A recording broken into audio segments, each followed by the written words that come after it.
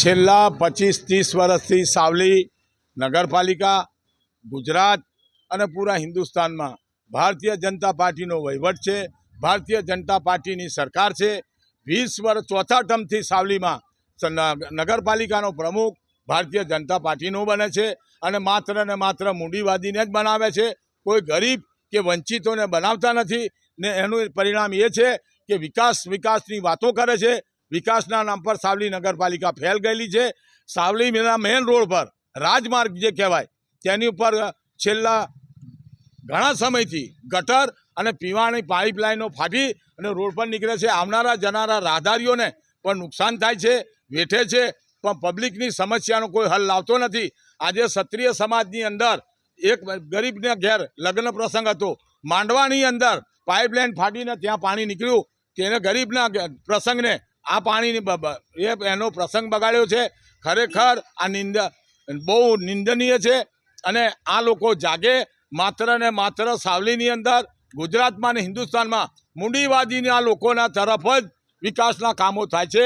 ગરીબ, વંચિત, દલિત, શોષિત કે ઓબીસીના લોકો કે માઇનોરિટીના લોકોના મોહલ્લામાં કે ગરીબોના ફરિયામાં કોઈ પણ જાતનું ધ્યાન આપવામાં આવતું નથી. ગટરો ઉભરાય છે, પાણી વ્યવસ્થિત મળતું નથી.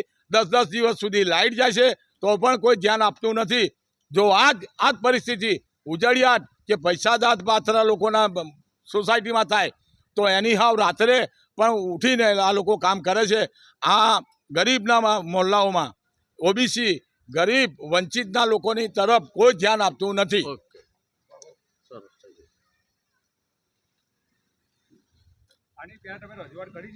અમે ઘણીવાર લેખિતમાં રજૂઆત કરી છે, સામાન્ય સભાની અંદર મિટિંગમાં કર્યું છે અને આ ગટરને જેની પાસે કોન્ટ્રાક્ટ છે એને છૂટો દોર મૂક્યો છે. એ ભાઈને લાઈને પરિસ્થિતિ બતાવી છે પણ ગટરને સાફ કરવાનું ઉભરાય છે તોય કોઈ ધ્યાન આપતું નથી. પાણી ઉભરાઈને મેઇન રોડ પર જાય છે, કોઈ ધ્યાન આપતું નથી. અને છેલ્લા 6 વર્ષથી અંદર ફરિયાની અંદર 6 વર્ષથી પાણી નહીં આવતું. એ પણ લઈ જઈને બતાવું તો તેમને પાણી મળતું નહીં અને મેઇન રોડ ઉપર ખુલ્લેઆમ પાણી નીકળે છે. તેની કોઈ વ્યવસ્થા થતી નથી.